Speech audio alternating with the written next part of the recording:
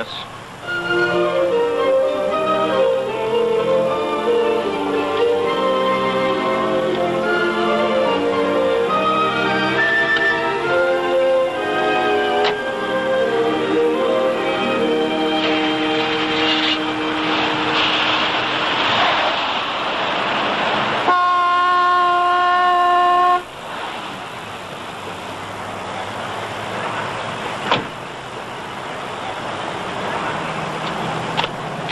Is that your idea of an arm signal?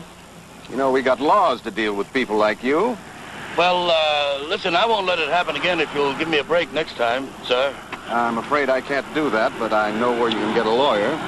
You know, I often wondered how you got such a large clientele. Listen, I thought you were supposed to be in court today. I was at tennis court. Where are you going? Oh, things were kind of slow this afternoon, so I thought I'd grab a bite of lunch and then check on the incident of crime at the ballpark. Potted plants at the ballpark? Oh, that? Oh, well, that's for the wife of one of the boys. Wife of one of the boys?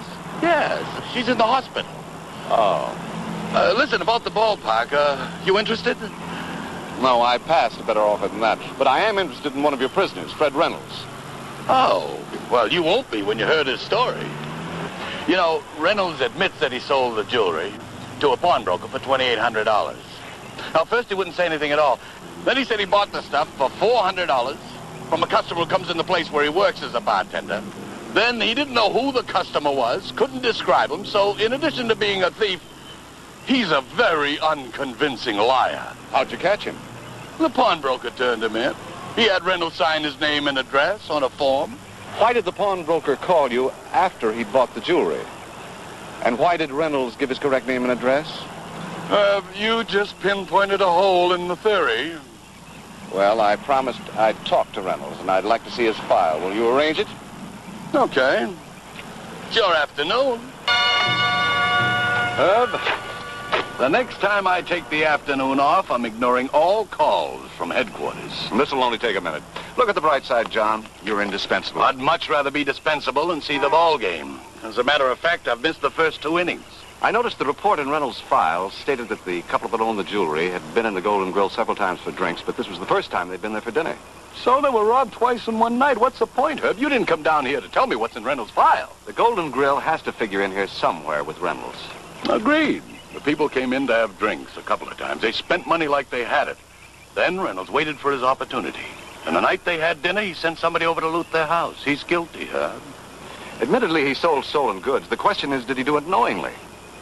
And what about the couple? Did they seem to feel there was a tie-in? Listen, the only thing they felt at the Golden Grill was no pain. The manager bought them several after-dinner drinks, so they enjoyed the charm and atmosphere and hospitality of the place. I think I'll sample some of that hospitality on my way home. Thanks a lot, John.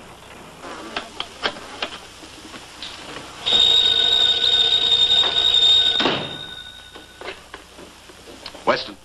Lieutenant, I'm at the Golden Grill. Oh, listen, I wish I were with you. The game was a bust. We lost.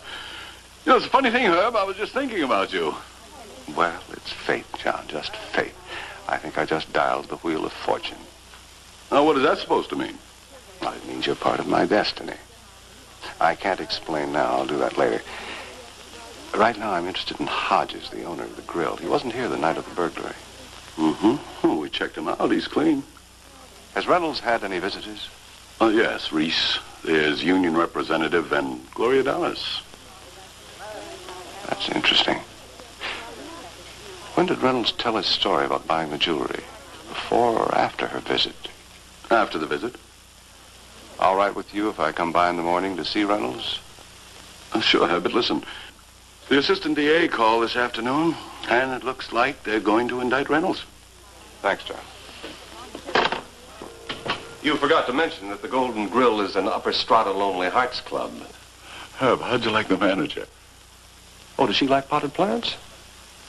Oh, Herb, listen, hold on a minute, will you, please? She expressed complete disinterest in Mr. Reynolds, neglecting to inform me that she just paid him a visit.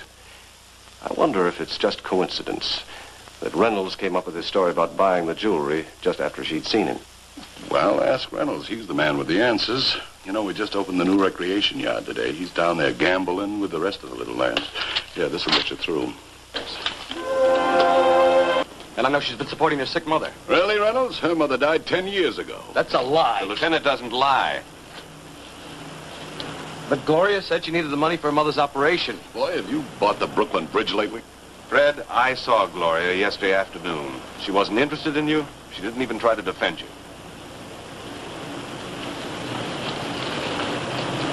She doesn't even believe you bought the jewelry from the customer. And I don't lie. Well, that's a story she advised me to tell. Yeah, Lieutenant. I bought the Brooklyn Bridge. Gloria asked me to sell the jewelry. I didn't know it was hot. She said she was embarrassed to go into a hot shop. But she knew which one to send me into. I took the money to her apartment, went back to my place, and the police were waiting. Reynolds, were you really going to take the rap for her? I don't know. I kept quiet after you arrested me, waiting for her to tell me what it was all about. She said she didn't know the stuff was stolen either, but if I said I'd bought them and stuck to it, a good lawyer could get me off. She said if that didn't work, she'd go and confess to the cops, even if the news killed her mother. Boy, her mother must be spinning. Reynolds, do you have any idea why that pawnbroker turned you in? Gloria recommended him. I guess she thought I could pull it off. I gave him a bad time. I guess I didn't act enough like a thief, huh? You've given yourself a bad time, too. But you're going to be all right, Fred.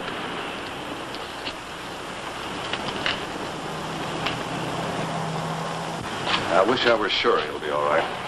If Gloria denies that story, it'll be his word against hers. You know, Herb, when you were in the office, I was waiting for a report. I ran a check of burglaries with similar MOs in nearby communities, and a number of the people were having dinner at the Golden Grill at the time their homes were being ransacked. We can make something of that, John, if you let me. Good.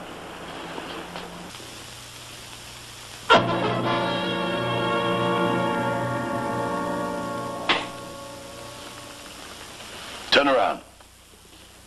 Hands against the door. All right, spread eagle. Drop the flashlight.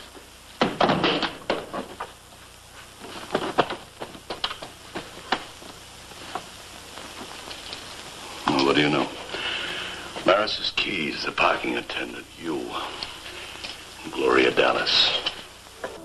It worked out fine, Herb. Will you bring him by here, or shall we meet you somewhere? You just keep on enjoying the atmosphere till I get there.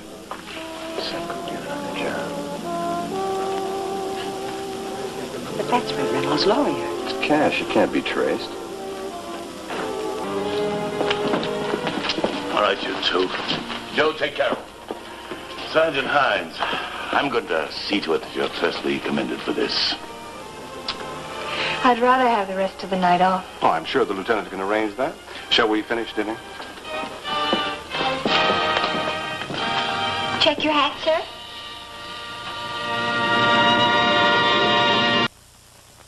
Hi, Mr. Barrett. Fred. I suppose you've heard. The Golden Grill is giving me my job back. Well, I not only heard, I plan to collect my fee. Somebody over there owes me a bottle of wine.